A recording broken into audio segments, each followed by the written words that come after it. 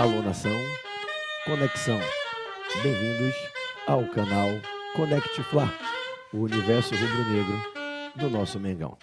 É um prazer tê-los aqui para mais uma edição do nosso quadro Visão do Jogo, Papo com o Prof, para que possamos comentar a partida de ontem, final da Taça Rio, 1-1 entre Fluminense e Flamengo no tempo normal e vitória do Fluminense por 3-2 na disputa de penalidades máximas.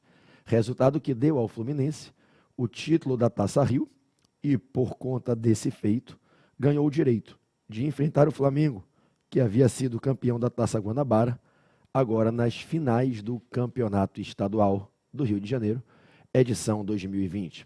O Flamengo perdeu a oportunidade de, vencendo ontem a partida, se consagrar antecipadamente campeão estadual.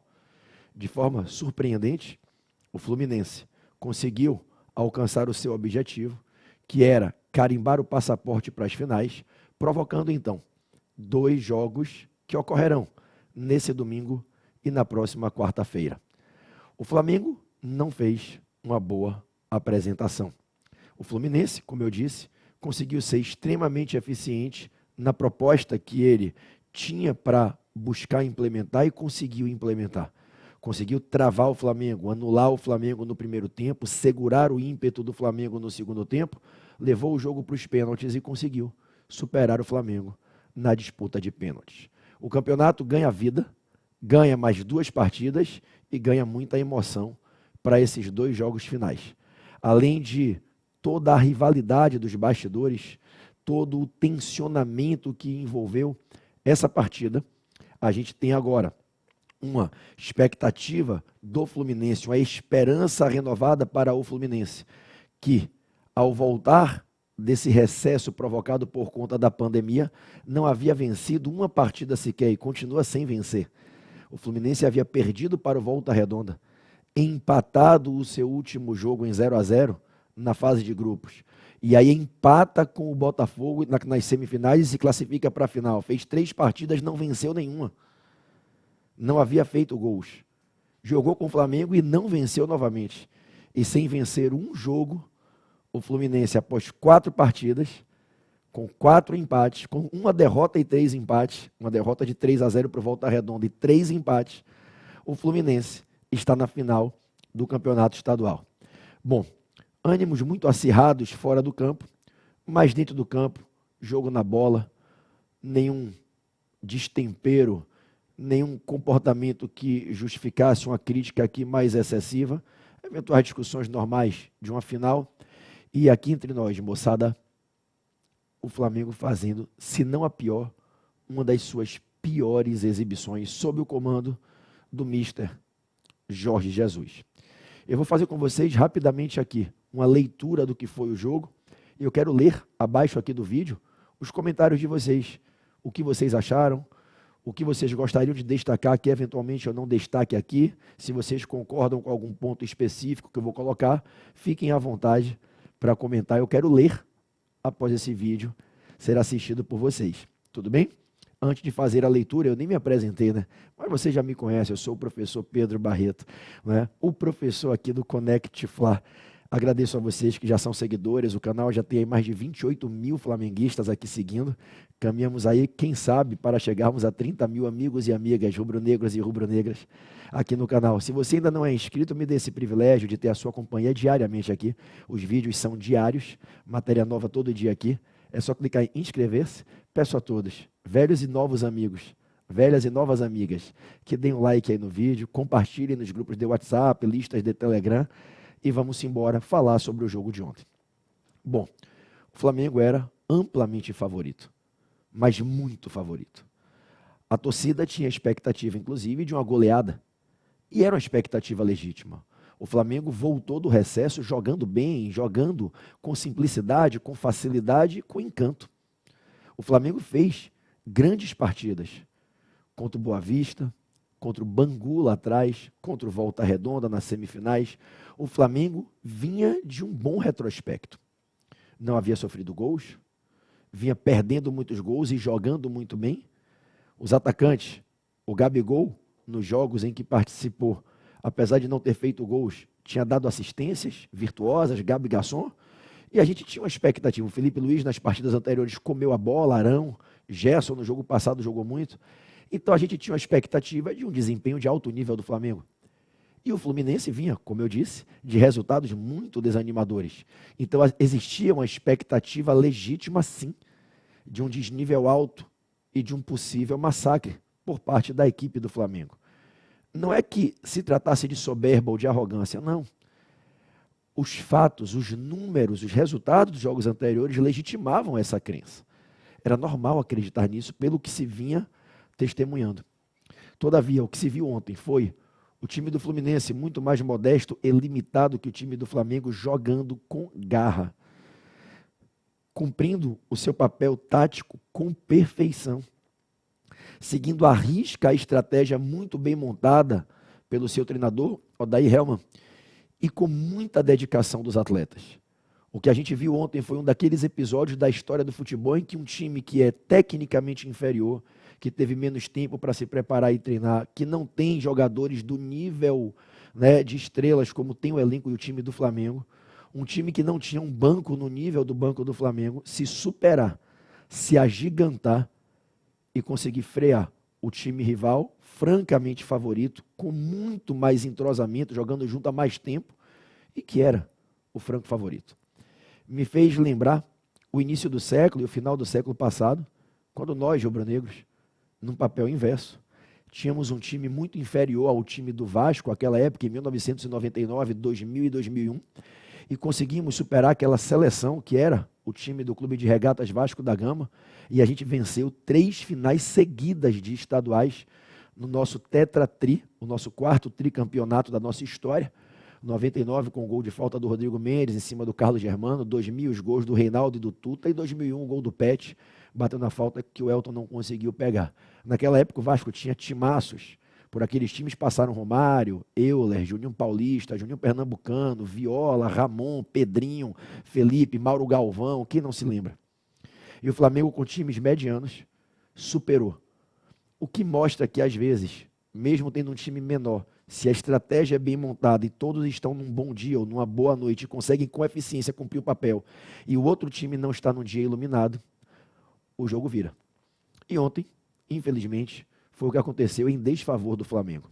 O Odair montou o time para jogar num ferrolho, com muita inteligência, fechadinho no meio, 2 volantes, o Hudson e o Dodge, jogaram, correram muito dentro das limitações que ambos possuem, o Hudson, inclusive, pela idade, né, jogaram muito para o que se esperava deles ali, travando o meio de campo do Flamengo. O Iago Felipe recuava muito bem na marcação, fazendo muito bem o papel de fechar ali atrás junto com o Dodge e com o Hudson. No segundo tempo, quando o Iago Felipe cansou, o Odair muito inteligentemente, até porque via a crescente do Flamengo no segundo tempo, ele tira o Iago Felipe e coloca o Yuri, que é verdadeiramente um volante. Então ele tira um jogador como o Iago, que joga mais para frente, e coloca o Yuri Lima, que é mais recuado. Então ele fecha o ferrolho, isso ali com 19 minutos do segundo tempo, ele fica com os 3 volantes. Os laterais muito bem compactos, ali fechando muito bem, o Egídio na esquerda e o Gilberto na direita. Então eles estavam muito bem compactos. O jogo foi talvez mais de 80% do tempo, principalmente no segundo tempo, dentro do campo do Fluminense, no segundo tempo principalmente. Não é no primeiro tempo não, no primeiro tempo o Flamengo não jogou, o Fluminense conseguiu parar, anular o Flamengo, mas no segundo tempo foi quando o Flamengo cresceu, empatou o jogo, tentou a virada, quase conseguiu a virada. O Fluminense muito bem compacto. O time deles é mais limitado? É limitado? Eu não estou aqui desrespeitando nem o time, nem a instituição, não é de Laranjeiras, mas é um time limitado, todos sabemos.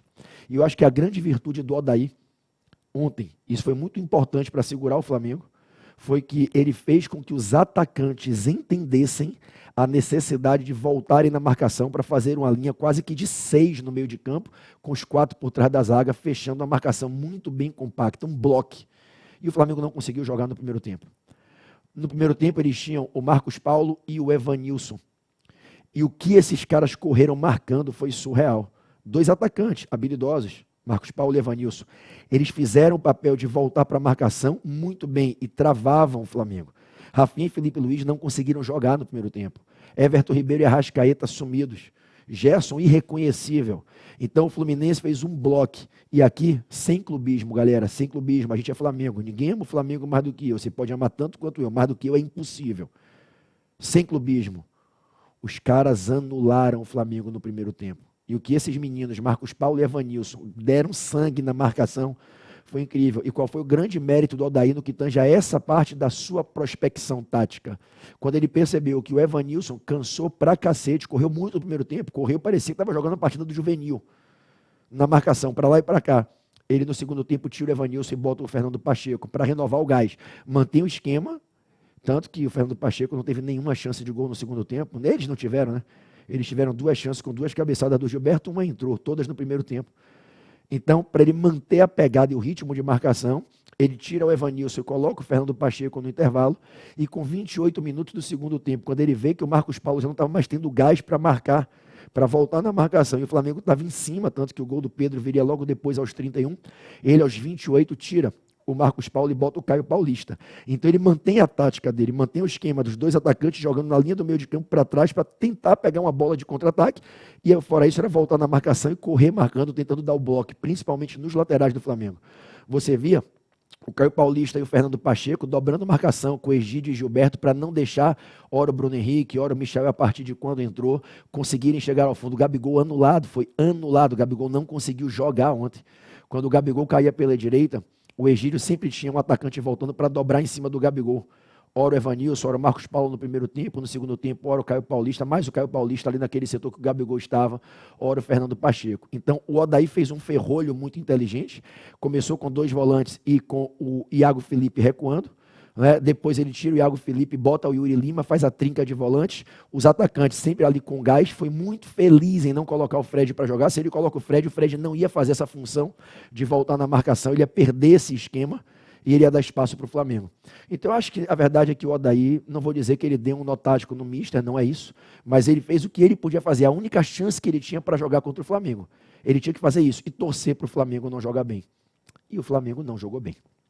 Não jogou bem.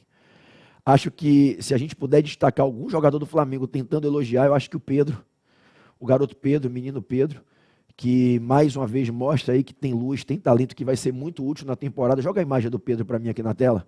É o momento que ele faz o gol de cabeça no cruzamento do Felipe Luiz, e ele está entrando com bola e tudo aí no gol, uma cabeçada fantástica, posicionamento. Para vocês terem ideia, o Pedro tinha entrado aos 29 minutos do segundo tempo no lugar do Arrascaeta. Aos 31 sai o gol dele. O Michael empurra a bola na frente para o Felipe Luiz, que se posiciona muito bem. Nesse momento ele estava bem no jogo. O Felipe Luiz cresceu muito no segundo tempo. E o Felipe Luiz dá um cruzamento perfeito. Uma assistência, vendo a infiltração do Pedro. E o passe é um passe. O cruzamento do Felipe Luiz é um passe, é uma assistência. Por cima da zaga para chegar no momento certo, no tempo e momento certo. E o Pedro vai, é matador, inteligentíssimo. O Pedro é um cara inteligente. Ele consegue mudar a passada dele na corrida para tirar a distância certinha do zagueiro. E aí o Matheus Ferraz não consegue pegar ele, o Pedro vai de cabeça e faz, acho que era o Matheus Ferraz, e faz o gol e empata o jogo. 31 minutos, faltava ali aproximadamente 18, 20 minutos para acabar o jogo foi até os 50, 51, né? E o Flamengo quase virou. O Flamengo teve a chance de virar. Se vocês fizerem uma análise aqui comigo, acho que vocês vão concordar, né? O Flamengo teve um primeiro tempo completamente diferente do segundo. O Flamengo no primeiro tempo não conseguiu jogar. O Flamengo não conseguiu jogar. O Fluminense conseguiu achar aquele gol, já tinha tido uma chance numa cabeçada primeira do Gilberto, que não estava impedido, e o Diego Alves faz uma defesa sensacional, e aí depois veio o segundo gol, a polêmica se teve ou não teve falta no Léo Pereira, se foi ou não foi impedimento, eu até agora estou na dúvida, confesso a vocês que eu estou em dúvida, mas independente disso, o gol está validado, não adianta agora aqui ficar de mimimi, chorando leite derramado, esquece. E o Gilberto conseguiu fazer o gol, uma falha de posicionamento ao meu entender da defesa, e também acho que o nosso grande goleiro Diego Alves, que está numa fase excelente, acho que falhou também, acho que dava para ter sido um pouco mais rápido, um reflexo mais rápido. Ele não imaginava que o Gilberto ia cabecear aquela bola. A verdade é essa. E existe uma coisa, eu tenho vários amigos que já foram goleiros que falam que quando a bola quica, ela engana o goleiro, que na hora que ela quica, ela muda de direção. E aí o Diego terminou que foi enganado pelo kick da bola também, mas aqui entre nós, no meu humilde pensar, ele teve uma pequena margem de falha ali. Acho que era uma bola defensável, não era uma bola indefensável. ok? E aí foi o que o Fluminense conseguiu fazer de chance, essas duas no primeiro tempo. Não me recordo aqui de cabeça agora, o Fluminense com uma chance clara, uma chance real de gol ao longo do jogo inteiro, a não ser dessas duas cabeçadas. Aí o Flamengo não jogou no primeiro tempo. No segundo tempo conseguimos sim melhorar desde o início, o Flamengo veio para cima do Fluminense e não fosse o bom ferrolho que o Fluminense montou, o Flamengo teria sim virado o jogo. Quanto ao Pedro, bacana ver o desempenho que ele vem tendo, o Pedro chega aí em 12 partidas pelo Flamengo a 5 gols e 2 assistências. O Pedro tem uma marca bacana, 5 gols e 2 assistências, são 7 participações decisivas em 12 jogos, lembrando que em menos da metade ou na metade desses jogos o Pedro foi titular. Se eu não me engano, foram em 5 ou em 6 partidas. Se a galera aí puder depois consultar e deixar nos comentários aí, tá? Eu não parei aqui para entrar para ver os dados nas estatísticas, mas se eu não me engano, de cabeça são 5 ou 6 jogos que o Pedro começou como titular. E em 6 ou 7 ele entrou saindo do banco no segundo tempo, né? E tem aí uma média muito boa, muito razoável, que honra o que a gente espera de um camisa 9. Vai dar muita alegria para o Flamengo. Bom, em relação às substituições, eu particularmente não gostei das substituições do Mister ontem, da maneira como foram feitas. Acho que o Flamengo, com o péssimo primeiro tempo que fez, já poderia ter vindo com 1 ou 2 mexidas para o segundo tempo. Mas ele esperou bastante para mexer. Ele só vai fazer a primeira substituição aos 24 minutos, colocando o Michael no lugar do Everton Ribeiro. E depois, aos 29, o Pedro no lugar do Arrascaeta. Então, o Mister esperou chegarmos na metade, já tínhamos mais da metade do segundo tempo para começar a mexer. Tudo bem que no segundo tempo o time melhorou, é verdade.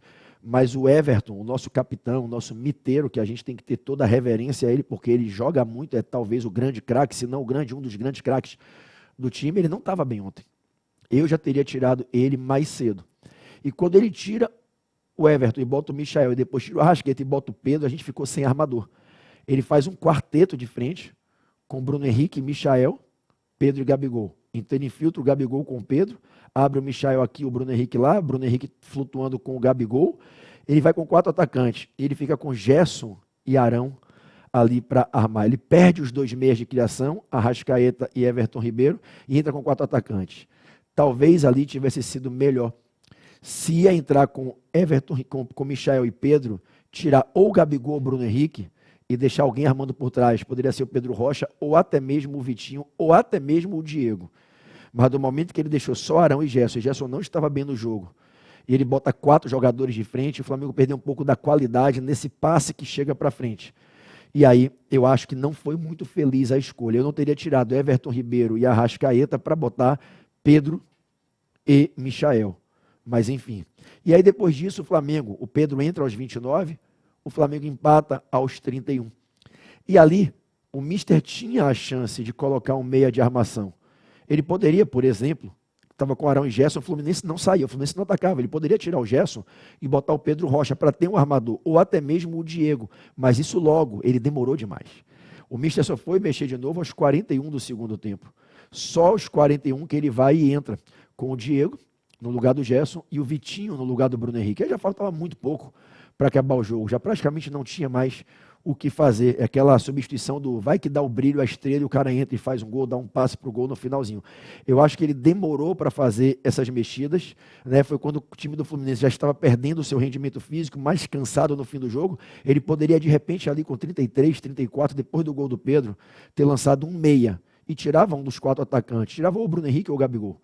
Ele tirou o Bruno Henrique com 41, o Bruno Henrique não estava bem, poderia ter tirado o Bruno Henrique com 35, com 33, para que ou o Vitinho ou o Pedro Rocha, que não entrou, pudessem ter tido o tempo de armar o jogo ali, vindo de trás pelo meio, tentando destravar o ferrolho do Fluminense. Não sei se vocês concordam. E não fez a 5ª substituição. Não fez a 5ª. Então ontem foi um jogo que, para mim, ressalvando apenas o Mundial contra o Liverpool, porque eu não gostei muito das substituições que o Mister fez lá no Liverpool, no Mundial, em Doha, ano passado. Para mim foi o jogo que eu mais fiquei chateado com as substituições. Bom, essa é uma análise da partida. A destacar que, nos pênaltis, né, me surpreendeu o fato de o Vitinho e o Diego Ribas não terem batido, mas a informação que eu recebi é de fonte confiável, é que o Diego pediu para bater. O Diego não se esconde, aí a galera, tem muita gente na torcida que tem raiva, que tem mágoa pelos pênaltis que o Diego perdeu, mas ele não se esconde.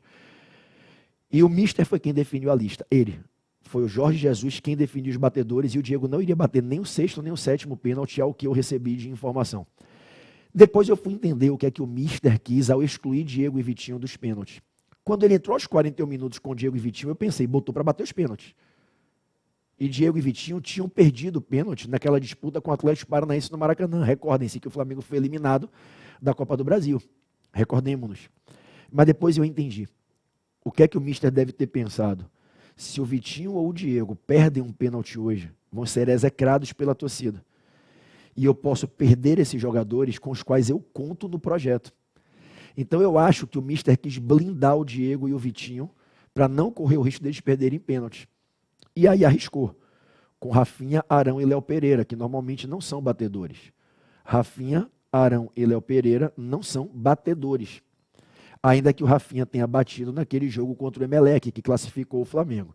O fato, meus amigos, é que o Flamengo, infelizmente, perdeu 3 cobranças em 5, isso não é normal. O Diego Alves fez a parte dele, defendeu 2 cobranças, pegou 2 pênaltis. O Fluminense teve mais sorte. Teve a competência do Muriel, que defendeu 2 penalidades, pegou o pênalti do Arão, pegou o pênalti do Rafinha e uma cobrança bizonha do Léo Pereira. Infelizmente, acontece, faz parte do futebol. Quem não se lembra do Roberto Baggio batendo aquele pênalti na Lua, na final de Copa do Mundo contra o Brasil, e não deixou de ser craque. Claro que o Léo Pereira não é Baggio, mas é só para mostrar e lembrar que acontece no futebol. O Léo Pereira é um grande zagueiro, vi muita gente hoje aí execrando ele, não é para isso. Calma, não é terra arrasada, não é cenário de morte, de guerra que acabou, não acabou. Uma batalha perdida na hora que se podia perder. Ninguém quer perder, eu não quero perder nunca, mas se tinha algum momento para perder era ontem. O que não pode é perder nos próximos 2 jogos. Ontem custou um turno, mas o campeonato ainda está aberto. Em 2 jogos aí francos, ninguém agora tem vantagem de empate de nada. Então, esse é o resumo do jogo.